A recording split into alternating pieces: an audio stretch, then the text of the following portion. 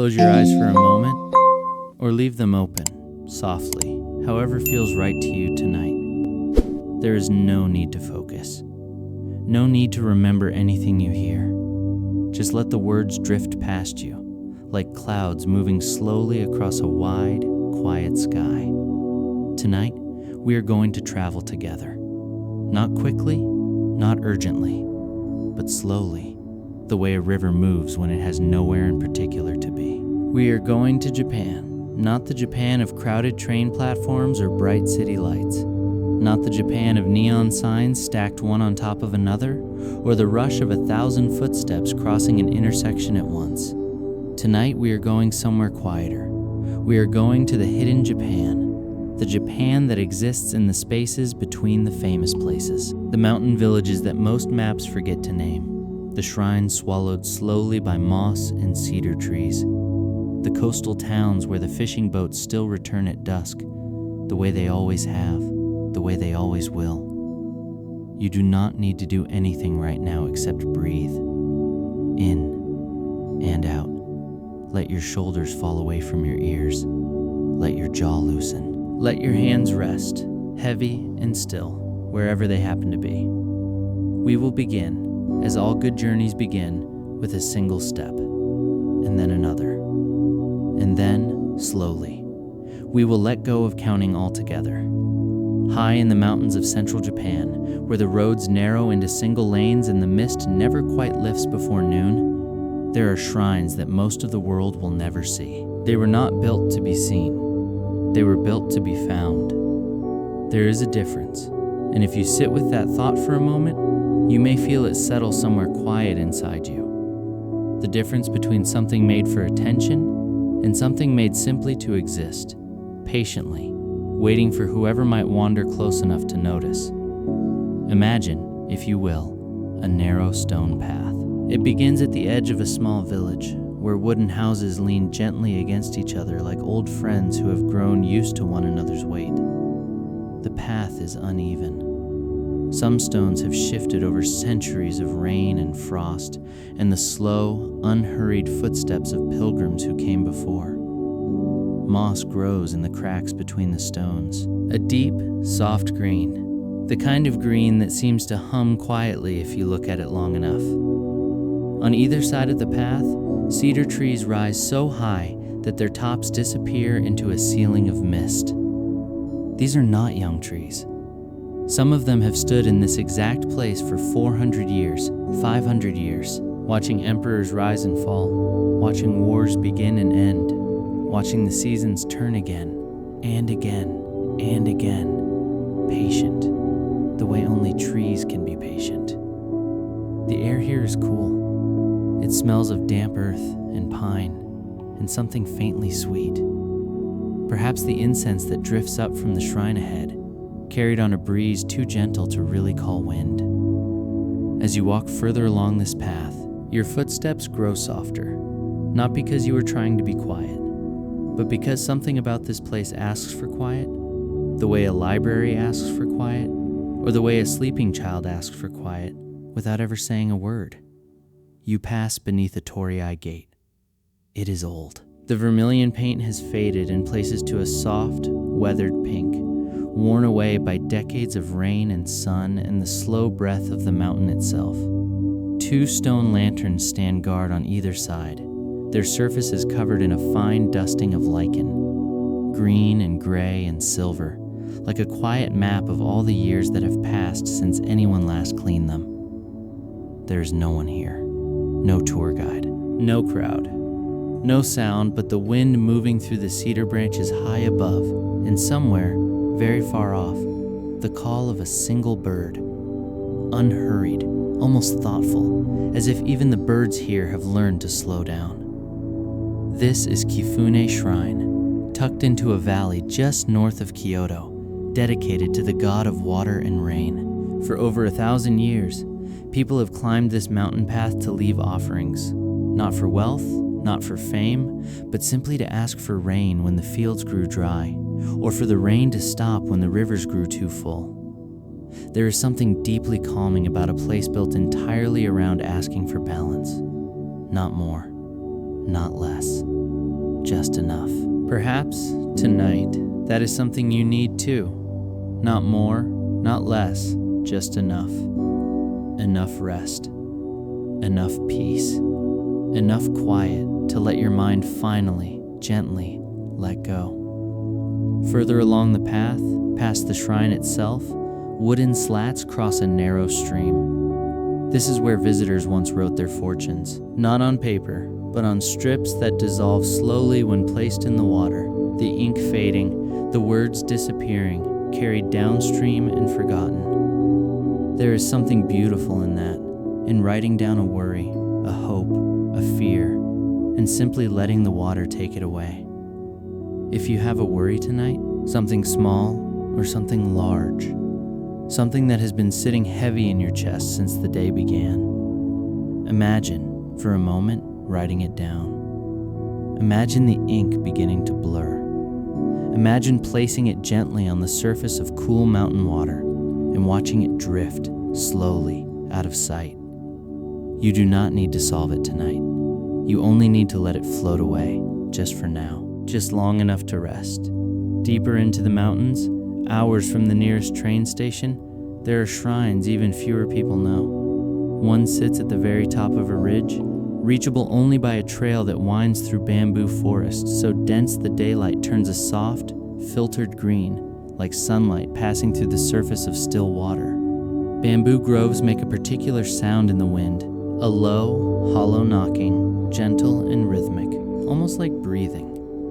If you have never heard it, imagine wind chimes made of wood instead of metal, softer, deeper, less bright, but somehow more soothing. The trail climbs slowly. There is no need to hurry. In fact, hurrying here would feel almost wrong, like running through a quiet room where someone else is sleeping. At the top of the ridge, the bamboo opens into a small clearing. And there, half covered in fallen leaves, sits a shrine so small it could fit inside a single room. Weathered wood, a tiny roof shaped like folded hands, a single offering bowl worn smooth by centuries of rain. No one comes here often. Perhaps a handful of hikers each month, perhaps fewer.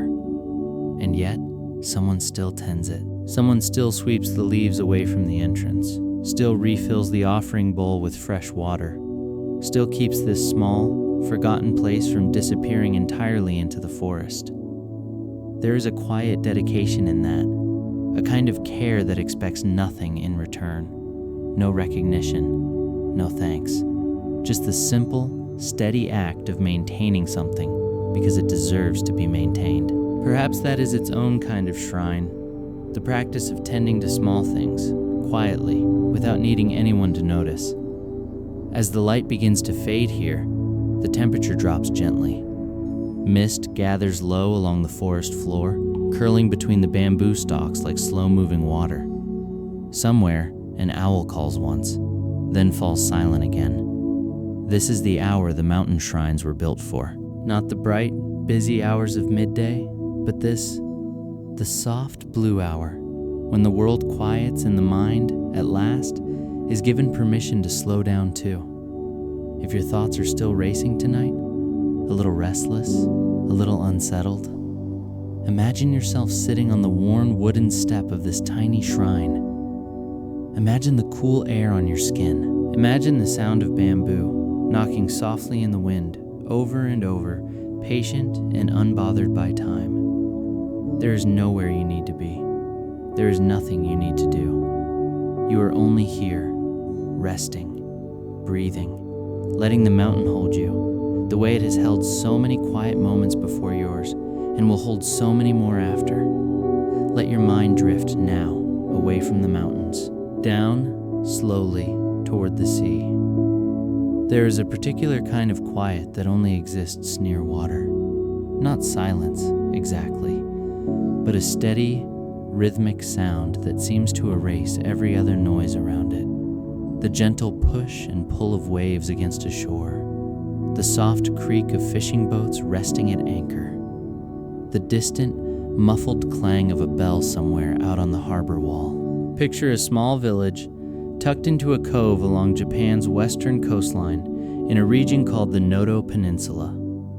Very few outside Japan have ever heard its name. Even within Japan, it is considered remote, a quiet finger of land reaching out into the Sea of Japan, far from the bright lights and busy stations of the cities. Here, the houses are old, wooden frames, weathered gray by decades of salt air. Roof tiles the color of dark charcoal, curved gently at the edges, the way roofs have been built in this region for centuries. The streets are narrow enough that two people passing must turn slightly sideways to let each other by, though there is rarely anyone else to pass. Most mornings, the only sound is the sea and the soft shuffle of an elderly fisherman's boots on wet stone, heading down toward the harbor before the sun has fully risen. Imagine the smell here, salt and diesel from the boat engines, and something sweeter underneath it all. Dried fish, perhaps, hanging on lines strung between wooden posts, swaying gently in the sea breeze. The boats themselves are small, simple. Painted in fading blues and whites, their names written in careful, hand-painted characters that have been touched up, again and again, by the same weathered hand for 40 years or more. Each morning, before the light has fully broken over the water, these boats slip quietly out past the breakwater, engines humming low, heading out to where the fish gather in the cold currents offshore. There is no rush in this, no shouting, no hurry.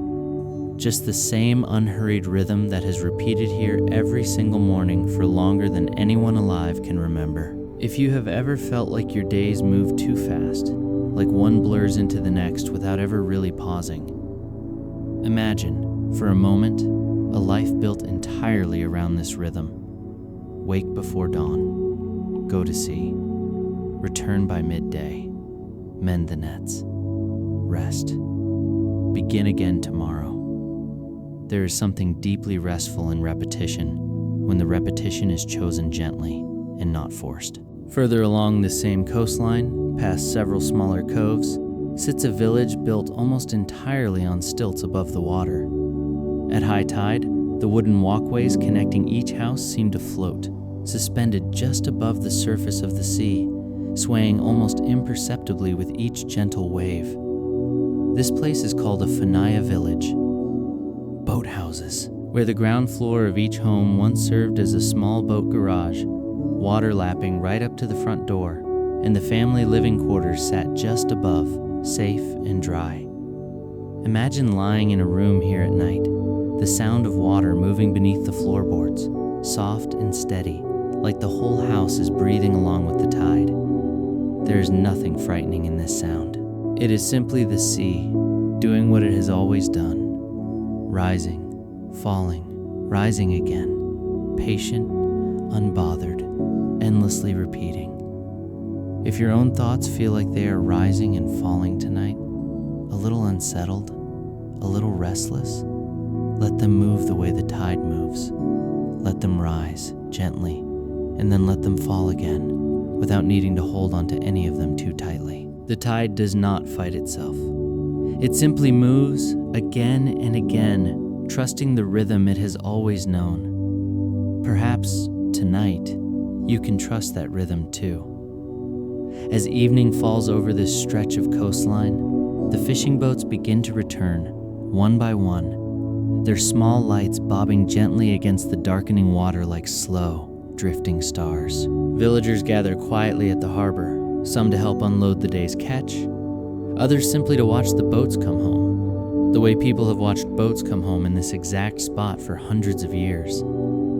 There is a lighthouse at the edge of the cove, small, white, its paint chipped in places by decades of salt wind. Its light turns slowly, sweeping across the water in a long, patient rhythm, on and then off, and then on again.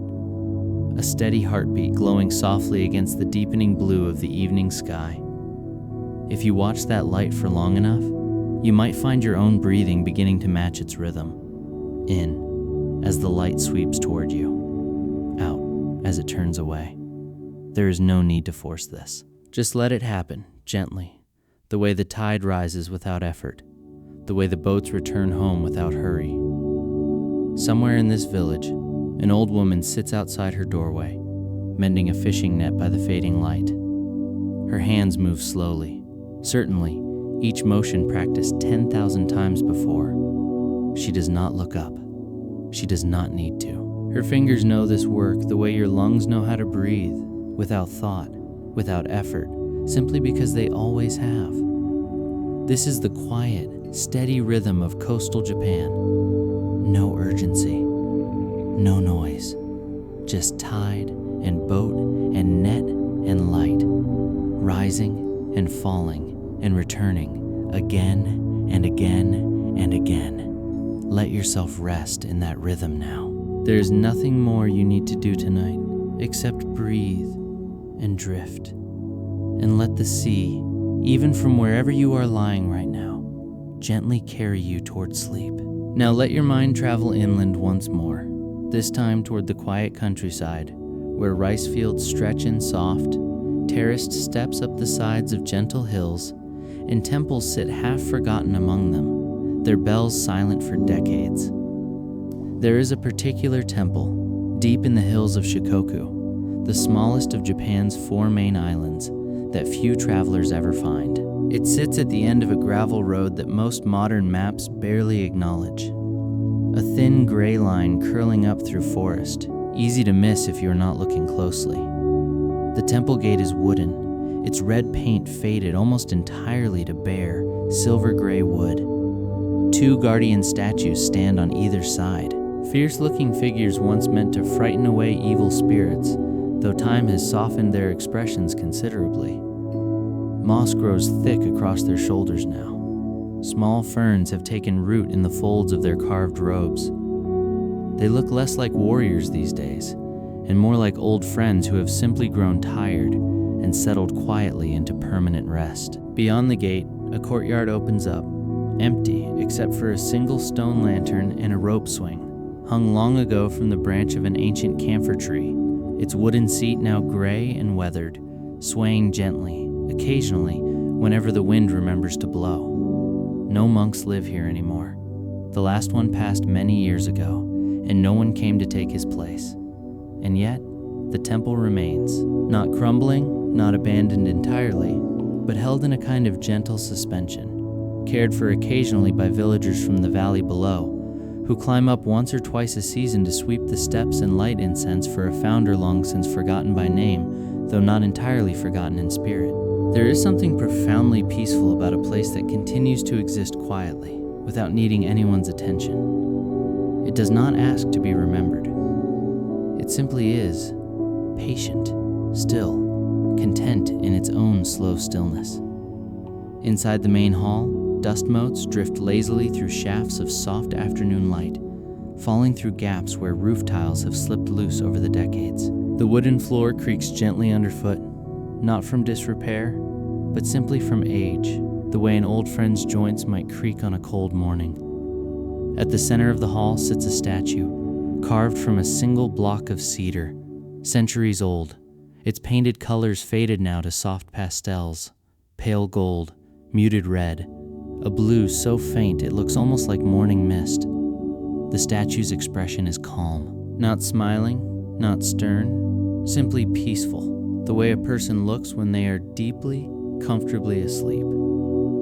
If you imagine sitting here for a while, on the worn wooden floor, in the soft, dusty light, you might notice how easy it becomes to simply stop thinking. Not because you are trying to, but because this place seems to gently absorb thought, the way old wood absorbs sound, the way moss absorbs rain. Let your mind settle here for a moment. There is no rush. The statue has waited centuries in this quiet hall. It is in no hurry, and neither, tonight, are you. Further along the same mountain range, another forgotten temple sits beside a small waterfall, its pool so still and clear that the surrounding cedar trees reflect perfectly across its surface, doubling the forest, doubling the quiet. Pilgrims once came here for cold water ablutions, standing beneath the falling water at dawn, letting the shock of cold clear their minds before continuing their long walk between temples. Very few make this pilgrimage today. The stone steps leading down to the water have grown slippery with moss, unused, untraveled, holding only the occasional footprint of a curious hiker who wandered off the marked trail. And yet the waterfall continues, exactly as it always has, falling softly, endlessly, into the same still pool it has fallen into for thousands of years, long before the temple was built, and likely long after the temple has crumbled entirely away. There is something deeply reassuring in that continuity. The waterfall does not need the temple. It does not need visitors or pilgrims or attention of any kind. It simply continues, falling and pooling and falling again. A rhythm older than memory, indifferent to time, patient beyond understanding. Perhaps, tonight, you can borrow a little of that patience. Whatever has felt urgent today, whatever thoughts have felt loud, or heavy, or difficult to set down, imagine them now as simply part of a much larger, much slower rhythm. A rhythm that does not need to be resolved tonight. A rhythm that will still be falling gently tomorrow and the day after, whether you carry your worries forward with you or whether you finally, gently let them go. The waterfall does not hurry. The moss does not hurry. The forgotten temple, patient in its stillness, does not hurry either. And so, for just a little while longer tonight, neither do you. Let your thoughts drift now toward a small town, the kind of place that time seems to have gently set aside, rather than passed by entirely. In the hills of Gifu Prefecture, far from the bullet trains and busy interchanges of the larger cities, sits a town called Aochijuku, one of many former post towns that once lined the old travel roads connecting Japan's great cities, back when the only way to travel between them was on foot or on horseback, along a single, narrow road. These towns existed for travelers, a place to rest for the night, to eat a warm meal, to shelter from rain before continuing the long journey the next morning. Most such towns eventually disappeared, replaced by railways, then highways, then simply forgotten. But a few remain, preserved carefully, quietly, by the descendants of the innkeepers and shopkeepers who lived there centuries ago. Imagine walking down the town's single main street. The road is wide and unpaved, packed dirt the color of soft caramel, lined on either side by wooden buildings with deep, thatched roofs, sloped steeply to shed the heavy mountain snow. No cars pass here. No paved roads interrupt the quiet. Only the occasional sound of wooden sandals, get clicking softly against the packed earth, unhurried, rhythmic, like a slow, wooden heartbeat. Steam rises gently from a shop selling fresh soba noodles, curling up into the cool mountain air before disappearing entirely. The smell of buckwheat and broth drifts down the street, mixing with wood smoke from a nearby hearth. An old shopkeeper stands in her doorway, sweeping the same 3 feet of stone steps she has swept every morning for the past 50 years. Not because it particularly needs sweeping, but because the motion itself has become a kind of quiet ritual, a way of greeting the new day before it fully begins. If you watch her for a while, you might notice how unhurried each motion is. The broom moves slowly, deliberately, back and forth. Not a chore to be finished quickly, but a small, steady act of care, repeated simply because it has always been repeated. There is a lesson in this, if you are willing to sit with it for a moment. So many of our days are filled with the pressure to finish things quickly, to check them off, to move on, to reach the next task before we have even fully arrived at this one. But here, in this quiet street, nothing is rushed. The noodles are made slowly, by hand, the same way they have always been made. The tea is steeped patiently, without checking a clock. The broom moves at exactly the pace it has always moved, no faster, no slower, regardless of how much time has passed since anyone last hurried through this town. Perhaps tonight, you can let your own thoughts move at that pace too, slowly, without needing to finish anything, without needing to arrive anywhere at all. As afternoon fades into evening in this old post town, lanterns are lit one by one along the main street, Soft, warm, orange light glowing gently from paper shades, casting long, flickering shadows across the packed dirt road. There is no electric lighting here, not in the traditional sense. Only these lanterns, lit by hand each evening, the same way they have been lit for hundreds of years, flame flickering gently behind thin paper, casting a warmth that no electric bulb quite manages to replicate. Imagine sitting on a low wooden bench outside one of these old inns, wrapped in a thick cotton robe, a cup of warm tea resting between your hands. The steam rises slowly, carrying the faint scent of roasted green tea into the cool evening air. Somewhere down the street, a shop owner is closing up for the night, sliding wooden shutters closed one by one, each with a soft, satisfying clack. The sound repeats, unhurried, moving slowly down the length of the street as each shop closes in turn. Clack, clack, clack. Like a gentle, wooden lullaby marking the town's slow transition from day into night. Above the rooftops, the sky deepens into a rich, dark blue, then black, scattered with more stars than most modern cities ever allow anyone to see. There are no streetlights competing with the sky here. Only the soft glow of paper lanterns below and the endless quiet brilliance of stars above. If your mind is still holding on to anything from today, any small worry, any lingering thought, imagine setting it down gently on this wooden bench beside you. You do not need to carry it any further tonight. The lanterns will keep burning long after you have gone to sleep. The shopkeeper will close her shutters exactly as she always does. The stars will continue their slow, ancient rotation across the sky, indifferent to whatever worries kept you awake before you found this quiet place. You are safe here. You are warm here. There is nothing more required of you tonight except to rest.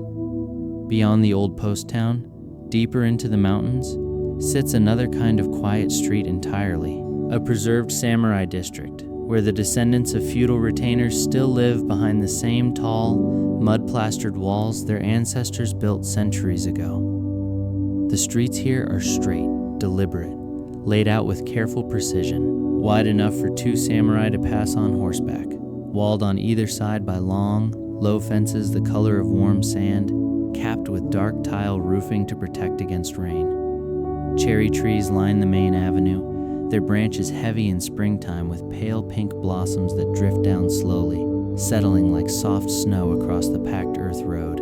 Even now, generations later, families still sweep these fallen petals each morning, the same quiet, patient ritual repeated season after season, year after year. Imagine walking slowly along this avenue in the late afternoon, the light turning gold, then amber, then a deep, dusty rose as the sun begins its descent toward the mountains. The walls here are thick, built to withstand centuries of wind and rain and the occasional earthquake that has shaken this region since long before written memory. Behind these walls, gardens are hidden from the street entirely, glimpsed only briefly through narrow gates left occasionally azure. A flash of green moss, a curved wooden bridge crossing a small pond, the sound of water trickling gently over smooth river stones. There is a discipline in this hidden beauty, a choice to keep the most peaceful, most carefully tended spaces private, shared only with those closest to the family, rather than displayed for every passerby to see. Perhaps there is something worth considering in that tonight. Not every peaceful thing needs to be shown to the world. Some quiet spaces are simply meant to be kept, gently, for yourself. As you continue down this street in your mind, let the walls rise up around you, warm and solid, keeping the noise of the wider world at a comfortable distance. Let the cherry blossoms drift slowly past, one petal at a time, settling softly onto the quiet earth road beneath your feet. There is nowhere else you need to be tonight. Only here. Only now. Only this slow, quiet street and the gentle sound of your own breathing, matching, at last, the unhurried rhythm of this old and patient place. Let your body settle a little deeper now, wherever you are lying, because next, we travel to a place built entirely around rest. Before we arrive, take one more slow breath with me. In, gently, through your nose, feeling your chest and stomach rise softly. And out, slowly, through your mouth, feeling every small tension leave with it. There is no need to rush this breath, or any breath after it. Each one can be just a little slower, a little deeper, a little more unhurried than the last, the way a river slows naturally as it widens toward the sea. High in the mountains of Nagano, tucked into a narrow valley where snow lingers late into spring, sits a hot spring town so remote that for centuries, only the local mountain villagers knew of its existence. Steam rises constantly here, drifting up from natural hot springs scattered throughout the valley. Some contained within simple wooden bathhouses, others left open to the sky, surrounded only by smooth river stones and a low, weathered fence to mark the edge of the pool. Imagine, for a moment, walking along a narrow wooden path at dusk, snow falling softly around you in slow, unhurried flakes. The cold air bites gently at your cheeks, but ahead, you can see the soft, glowing light of a bathhouse window, steam curling out from its edges into the darkening blue evening. Inside, the water is warm, not hot enough to startle, just warm enough to slowly, steadily ease the tension from every muscle in your body. Mineral-rich water, drawn from deep within the earth, carrying the faint scent of sulfur and stone, the way it has been drawn here for over 1,000 years. You lower yourself in slowly. The warmth spreads first across your feet, then your legs, rising gradually until it wraps around your shoulders like a heavy, comfortable blanket. Steam rises off the surface of the water, curling upward to meet the falling snow, the two elements, fire and ice, warmth and cold, meeting gently in the air above you, neither one overpowering the other. There's a particular kind of stillness that settles into the body during moments like this. Not sleep exactly, not yet, but something close to it. A loosening, a softening. Every small, unconscious tension you have been carrying since morning, in your shoulders, your jaw, the space between your eyebrows, slowly, gently begins to release. If you are holding tension anywhere in your body right now, imagine that same warm water rising slowly around you. Imagine it reaching your feet first, releasing them completely. Then your legs, heavy and warm, sinking gently. Then your lower back, your stomach, your chest, each muscle letting go, one at a time, the way ice releases slowly into water. Let your shoulders drop. Let your hands go soft. Let your face relax completely. Your forehead smooth, your jaw loose, your eyes resting gently closed. You do not need to hold onto anything right now. Not a thought, not a worry, not even the effort of staying awake. Outside the bathhouse window, snow continues to fall, silent and endless, blanketing the mountain village in soft white. A single wooden lantern glows near the entrance, its warm orange light barely visible now through the thickening snowfall. Somewhere nearby, a group of Japanese macaques, the famous snow monkeys of this region, huddled together in their own natural hot spring, tucked into a rocky outcrop further up the valley. They sit motionless, eyes half closed, steam rising around their thick winter fur, entirely unconcerned with the cold air above the water's surface. There is something worth noticing in their stillness. They do not fight the cold. They do not resist the snow falling gently onto their heads and shoulders. They simply sit, warm within the water, patient, present, entirely at peace with exactly where they are. Perhaps, tonight, you can borrow a little of that same acceptance. Wherever you are right now, whatever the room around you looks like, whatever the temperature, whatever thoughts might still be drifting through your mind, you do not need to change anything about this moment.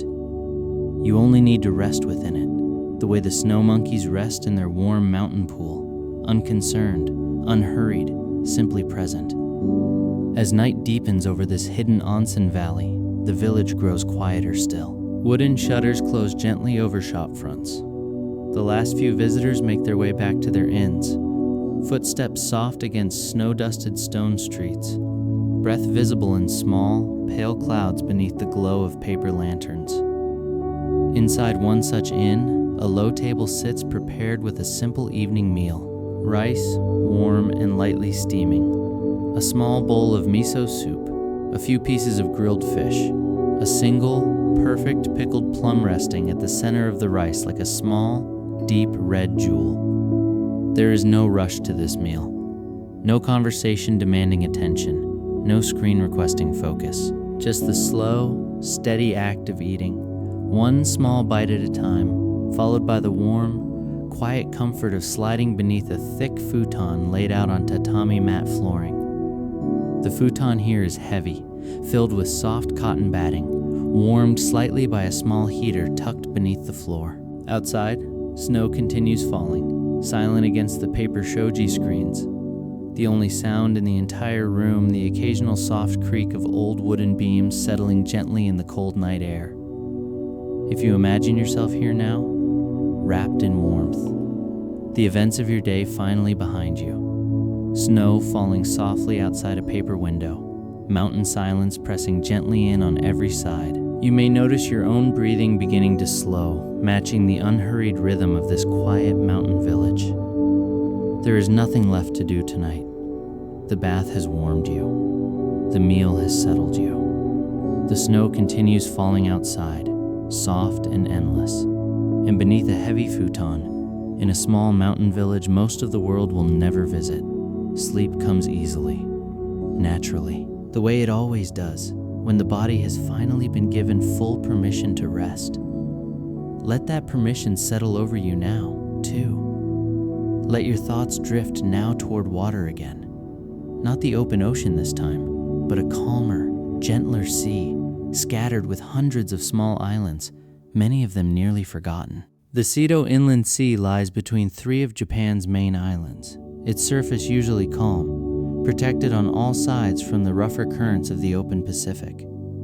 Scattered across this quiet water are hundreds of small islands, some inhabited by only a handful of people, others empty entirely except for the wind and the gulls and the slow, steady lapping of waves against pale, rocky shores. Imagine a small ferry, engine humming low and steady, cutting a gentle wake across still, silver water. The sky above is soft gray, the kind of overcast that mutes all color into something calm and even without shadow, without glare. Small islands drift past on either side, their shapes rounded and green, some capped with a single lighthouse, others simply bare rock rising from the water, dotted with wind-bent pine trees clinging patiently to whatever soil the wind has allowed to gather. There is a particular island in this sea, so small it takes less than 20 minutes to walk its entire coastline. Only a dozen or so people live there now, most of them elderly, having stayed long after their children moved away to the mainland decades ago. The village here consists of perhaps 30 houses, clustered close together along a single curved street that follows the shape of the small harbor. Fishing nets hang drying between wooden posts. A single vending machine, its light humming softly, stands incongruously beside an old stone shrine, the only visible reminder that this quiet island still exists within the modern world at all. Cats outnumber people here by a wide margin. Some islands in this sea have become known simply for their cats, dozens of them, sleeping in warm patches of sun along stone walls, wandering unhurried between fishing boats, entirely unbothered by the rare visitor who steps off the ferry to explore. Imagine walking along the island's single road at midday, sun breaking gently through the gray clouds, warming the stone walls just enough that the cats stretch out fully across them, one eye opening lazily to observe you, then closing again, entirely unconcerned.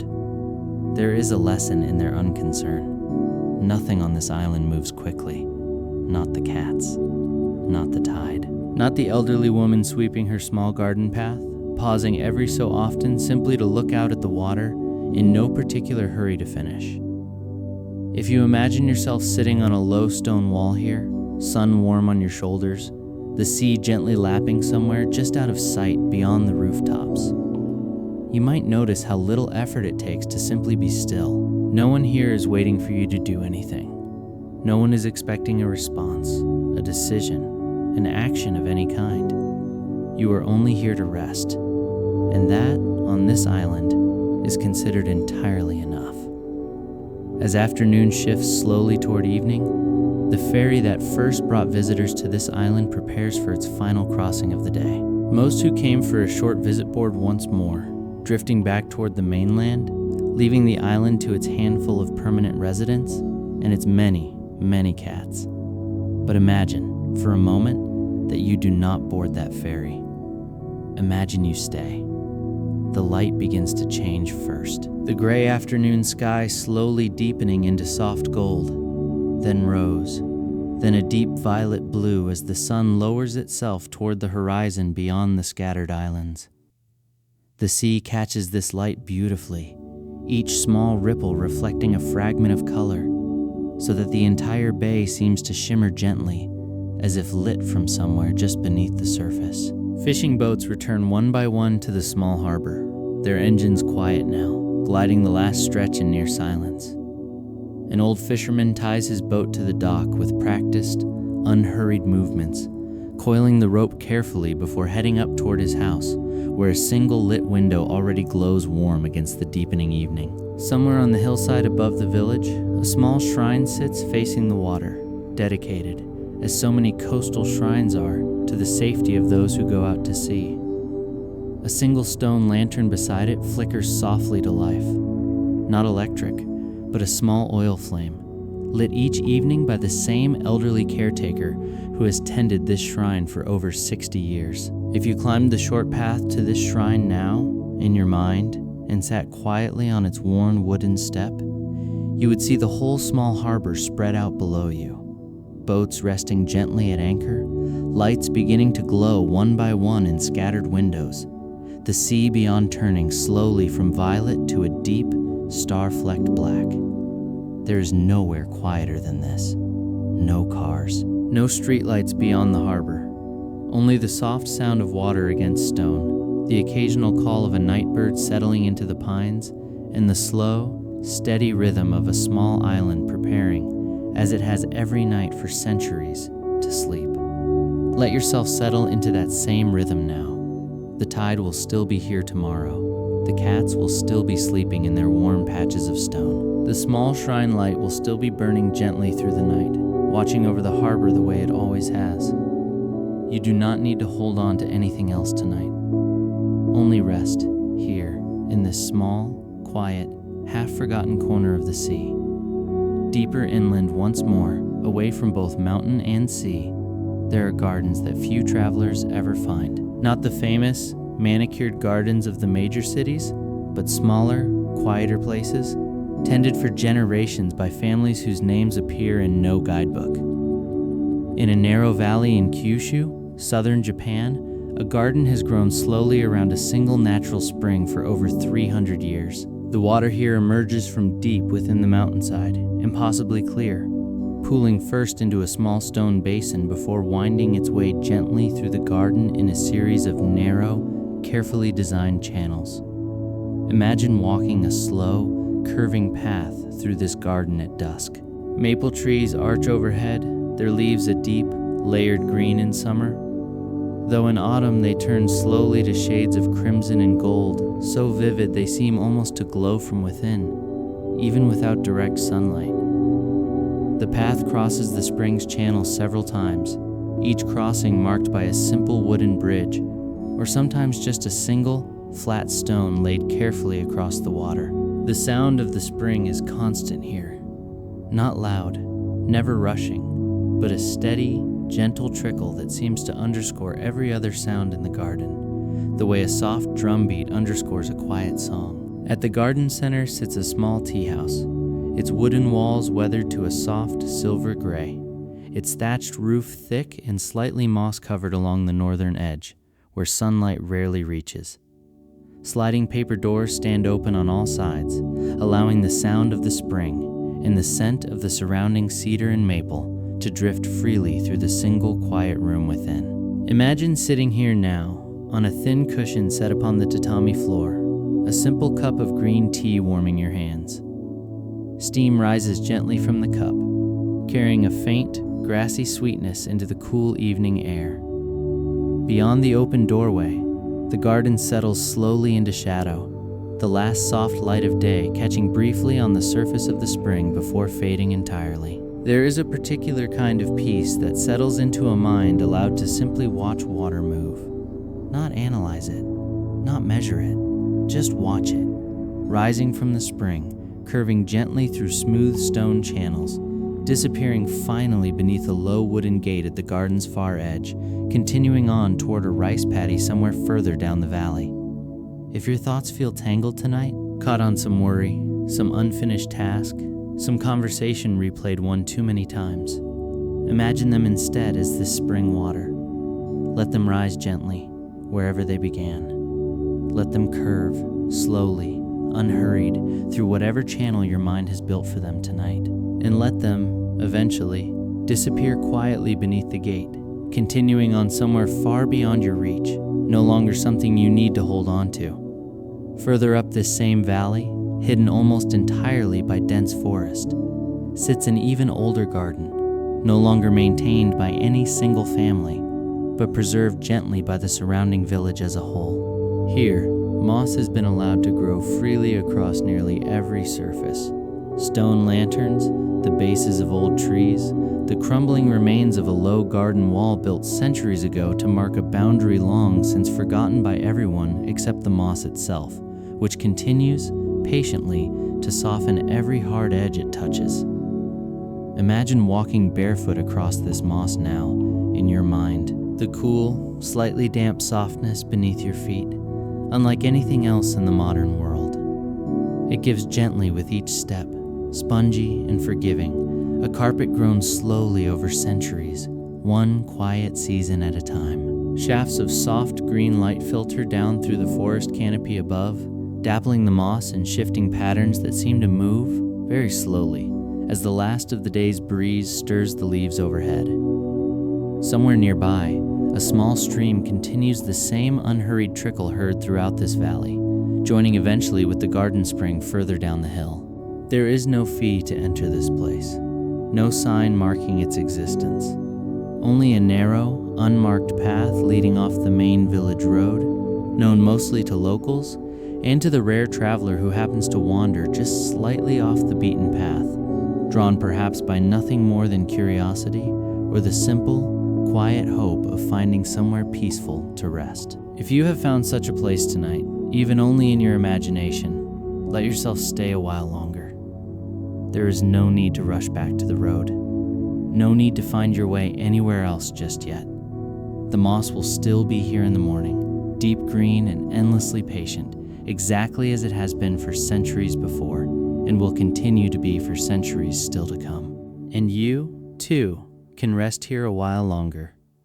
Patient, unhurried, letting the soft, forgotten quiet of this hidden garden settle gently over you, like moss slowly covering old stone, gentle and green, and entirely at peace. Let your mind travel north now, toward a region known simply as Yukiguni, snow country, where winter arrives early and stays late, blanketing entire villages in white for nearly half the year.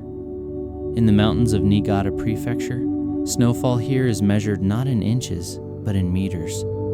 Entire ground floors of houses disappear beneath drifts by midwinter, and villagers dig tunnels between buildings simply to move from one home to the next. Imagine, for a moment, a small village at the base of a steep mountain valley, its rooftops steeply pitched, built at a sharp angle specifically to let heavy snow slide off before its weight can collapse the structure beneath. Smoke rises in slow, thin ribbons from chimneys scattered across the village, the only true sign of life visible from a distance, drifting up into a sky so heavy and gray with snow clouds that it seems to press down gently upon the entire valley, like a thick, quiet blanket. The roads here, when they exist at all beneath the snow, are narrow, walled on either side by drifts taller than a person, carved carefully by hand or by small snowplows, leaving a corridor just wide enough for a single car, or more often, for a single person walking, wrapped heavily in layers, breath forming small clouds that drift and disappear behind them. There is a particular silence that only exists in deep snow. Sound itself seems to soften here, muffled and slow, as if the snow absorbs not just footsteps, but noise of every kind. Voices carry less far. The wind, even when it blows, seems to arrive gently rather than sharply. And the usual sounds of a village, a car passing, a door closing, a dog barking somewhere down the street, all seem to arrive from further away than they actually are, softened, distant, dreamlike. Imagine standing at the edge of this village now, snow falling slowly and steadily around you, each flake drifting down without hurry, catching gently in your hair, on your shoulders, settling silently onto the ground that is already, in this moment, entirely white. There is nothing to do here except watch the snow fall. No urgency in it. No task demanding your attention. Only the slow, endless drift of white against a soft gray sky. One flake following another, an unbroken, unhurried rhythm that has continued, essentially unchanged, for as long as this valley has existed. If your own mind has felt busy today, filled with tasks and decisions, in the constant low hum of things left undone, let it settle now into this same slow rhythm. Let your thoughts fall as gently and unhurriedly as this snow. There is no need to catch each one, to examine it, to decide what to do with it. Simply let them fall and settle and disappear quietly into a soft, white, undemanding quiet. Inside one of these snow country houses, a wood stove burns low and steady in the center of the main room, its orange light flickering gently across dark wooden beams overhead, beams blackened slightly by generations of smoke, worn smooth by generations of hands. An elderly couple sits near the stove, a simple meal of rice and pickled vegetables set on a low table between them, its steam curling up to join the low haze that always seems to hang gently near the ceiling in houses like this. Not smoke exactly, just warmth, made visible in the cold winter air. Neither speaks. There is no need. After 50 years together in this same small house, silence between them has become its own comfortable language, filled not with distance, but with the deep, quiet ease of two people who have long since said everything urgent there was to say, and now simply enjoy sitting together, listening to the fire, listening to the snow falling softly outside. Imagine yourself here now, seated near this same stove, its warmth reaching your hands, your face, easing gently into muscles that have perhaps been tense since early this morning. Outside, snow continues to fall, steady and endless, visible faintly through a small, frosted window, each flake catching for just a moment in the soft orange light spilling out from the stove before disappearing into darkness beyond. There is something deeply, quietly reassuring about a house built specifically to withstand a long, hard winter. A house that has done this every year for generations and will continue to do so for generations more. The walls are thick. The roof is steep enough to shed heavy snow. The stove burns steady and low, fed carefully throughout the long night to ensure it never quite goes out. You are safe here, in this imagined house, in this deep snow country. Whatever storm may be happening outside, whether it is truly snow or simply the noise and worry of your own day, you are warm and sheltered, and there is nothing more required of you tonight except to sit quietly by the fire and let the long winter night settle gently around you. Later, deep in the night, the snow finally begins to slow. Clouds part briefly overhead, revealing a sky so clear and dark that stars seem to multiply endlessly, scattered thick across the heavens in a way rarely seen from any city.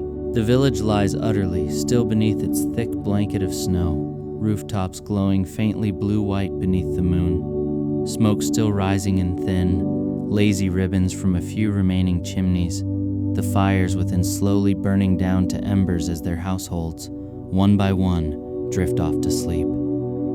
If you imagine standing outside for just a moment in this clear, cold, star-filled night, your breath forming soft clouds before you, snow crunching gently beneath your feet, the entire valley hushed and glowing softly beneath the moon. You might feel, for just a moment, entirely and completely at peace. There is nothing more this night requires of you than this: to stand quietly, to breathe slowly, to let the vast, clear sky above remind you how small your worries truly are against something so old, so wide, so endlessly patient as the stars. And then, when you are ready, to return indoors, to the warmth of the fire, and let sleep finally, gently, take you, the way it takes this entire snow-covered valley, night after night after night, safe and warm and utterly at rest. Let your mind travel now to a forest unlike any other, one of the last remaining old-growth forests in Japan, where trees have stood undisturbed for thousands of years, considered too sacred to ever be cut. On the remote island of Yakushima, south of Japan's main islands, rain falls almost constantly. Locals say it rains 35 days a month, a gentle joke about just how frequently the clouds gather here, drawn in by the island's steep, ancient mountains rising sharply from the sea. This constant rain has created something extraordinary, a forest so dense, so deeply green, so thick with moss and mist that walking through it feels almost like stepping into a memory of the earth long before humans existed at all. Imagine following a narrow trail here, deep beneath a canopy so thick that daylight arrives only in soft, filtered fragments, dappling the forest floor in shifting patches of pale green light. Every surface here is covered in moss, not the small, delicate moss found elsewhere, but thick, deep cushions of green, softening every rock, every fallen branch, every root that twists and curves across the trail like the knuckles of some vast, sleeping creature. The air is cool and heavy with moisture and carries a rich, earthy scent, cedar and rain, and something older still, something that smells almost like time itself, slow and patient and endlessly layered. At the heart of this forest stands a single cedar tree so old that its exact age remains uncertain. Estimates range from 2,000 to 7,000 years, meaning this single tree may have been growing quietly in this same spot since before the earliest pyramids were built, since before written language existed anywhere in the world. Imagine standing before this tree now. Its trunk is massive, wider than most rooms, its bark deeply grooved and textured, covered in patches of moss and small ferns that have taken root in its ancient folds. Its lowest branches, thick as full-grown trees themselves, stretch outward and upward, disappearing into mist far above. There is a particular kind of humility that settles into a person standing before something this old. Every worry that felt urgent this morning, every deadline, every small frustration, all of it suddenly seems to shrink, gently, against the scale of a tree that has simply continued existing, patient and unhurried, through thousands of years of human history unfolding entirely without its notice. If you imagine resting your hand against this tree's bark now, rough and cool, and slightly damp with the constant misting rain, you might feel, faintly, a kind of steadiness pass into you. Not magic, simply scale. Simply the quiet reminder that some things endure far longer than any single worry, any single difficult day, any single restless night. You do not need to solve everything tonight. This tree has not solved everything either, not once in 7,000 years. It has simply continued, patiently, one slow season at a time. Perhaps you can do the same. As evening falls over this ancient forest, mist thickens between the trees, softening every outline until the entire forest seems to dissolve gently into a soft, gray-green haze. Somewhere above the canopy, rain begins again, arriving first as a soft patter high in the branches, filtering down slowly through countless layers of leaves until it reaches the mossy floor as barely more than a fine, gentle mist. Imagine sitting now at the base of this ancient cedar, sheltered somewhat by its vast, low branches, listening to this soft, layered rain moving through the forest above you. It is not a heavy sound, not urgent, just a slow, steady patter, layered and soft, like thousands of tiny, gentle taps arriving from every direction at once, blending together into something closer to a hum than individual sound. There is a reason forests like this are often called healing places. Something about the scale, the moisture, the deep, unhurried quiet settles the nervous system in a way few other environments manage. Studies conducted in forests very much like this one have shown that simply sitting quietly among old trees can lower heart rate, ease tension, quiet a racing mind. You do not need a study to feel this, though. You only need to imagine yourself here now, beneath this ancient tree, rain falling softly through countless green layers above you, moss cool and damp beneath you, the forest settling slowly into its nightly quiet exactly as it has every night for thousands upon thousands of years. Let your own breathing settle into that same unhurried rhythm. In, slowly, as the rain falls gently through the highest branches. Out, slowly, as it reaches, at last, the soft, patient moss below. There is nowhere else you need to be tonight. Only here, beneath this ancient, sheltering tree, safe and quiet and entirely, gently at rest. Let your thoughts settle now into a valley shaped almost like a cupped pair of hands, mountains rising steeply on every side, sheltering a scattering of villages so remote that, for centuries, they remained almost entirely cut off from the rest of Japan during the long winter months.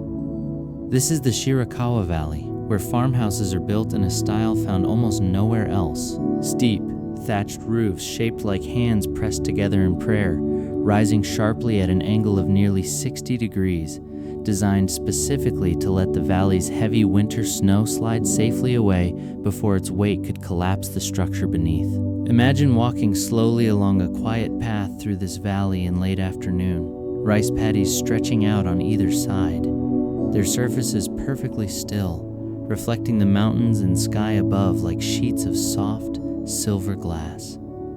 In autumn, these paddies turn a deep gold before harvest, the heavy stalks of rice bending gently in the breeze, rippling slowly like a great, quiet, golden sea. The farmhouses themselves seem almost to grow from the landscape rather than sit upon it. Dark wooden walls weathered by generations of sun and rain, thick thatched roofs the color of warm straw, deep eaves casting long, cool shadows across the packed earth yards below. Inside one such farmhouse, the ground floor opens into a single, vast room, its center dominated by a sunken hearth built directly into the floor. And I roar, where a fire has burned, in some form, continuously for generations, smoke rising slowly up through the high thatched roof above, curing the wood and thatch over decades until it darkens to a deep, rich black that somehow makes the whole space feel warmer, older, more deeply settled. Imagine sitting here now, near this old hearth, the fire burning low and steady, its gentle crackle the only real sound in the room beyond the occasional soft creak of old wooden beams settling in the cool evening air. Smoke rises slowly above you, curling up through the dark rafters, carrying with it the scent of burning cedar and something older still, something like the accumulated warmth of 100 years of quiet evenings exactly like this one. There is a particular comfort in a fire that has been burning, in some form, for generations. It does not need tending in any urgent way. It simply continues, low and steady, fed occasionally with a fresh piece of wood, glowing softly through the night, never quite going out, the way certain kinds of comfort, once established deeply enough, never quite fade away either. If you are carrying any tension in your body right now, imagine this fire's warmth reaching you slowly, the way it would reach someone seated on the tatami mats surrounding this old hearth. Let it soften your shoulders first, then your hands, then whatever tightness has gathered, without your quite noticing, somewhere behind your eyes, or across your forehead, or deep in your chest. You do not need to hold on to that tension any longer tonight. Let the fire have it instead. Let the smoke carry it up, slowly, through the dark rafters, out through the thatched roof, and away into the wide, quiet evening sky above this hidden valley. As night falls fully over Shirakawa, the surrounding mountains disappear into deep blue-black silhouettes against a sky just beginning to fill with stars. Snow, when it falls here in winter, does so almost silently, settling thick and even across every steep thatched roof until the entire valley seems to glow faintly, softly beneath the moon. A single farmhouse window remains lit, warm orange light spilling gently out into the snow, the only visible sign, from a distance, that anyone remains awake at all in this quiet, sheltered valley. Imagine that warm light belongs to the room where you now sit, near the old hearth, fire burned down now to soft, glowing embers. Outside, snow continues falling, slow and steady, each flake catching briefly in the light from your window before settling silently onto the thick white blanket already covering the yard, the paddies, the distant, sleeping mountains. There is nothing more to do tonight. The fire will keep itself low and warm through the long hours until morning. The valley will remain exactly as sheltered, exactly as quiet, exactly as safe as it has been for centuries. Snow gathering gently on steep thatched roofs built specifically by patient hands to hold it. Let yourself settle now, the way this whole valley settles each night beneath its thick blanket of snow. Safe, sheltered, warm at its center, and entirely, completely at rest. Far to the north now, along a rugged, rocky coastline where pine forests grow right down to the edge of dramatic cliffs, we find one of the quietest stretches of shoreline in all of Japan. This is Tohoku, the northeastern region of Japan's main island, a place of deep forests, hidden coves, and small fishing villages that seem to exist entirely outside the rhythm of the modern world. The coastline here twists and turns dramatically, carved over millennia by the relentless, patient work of the sea against ancient volcanic rock. Imagine standing at the edge of a high cliff here, salt wind moving gently through pine branches behind you, the sea spread out wide and gray-blue below.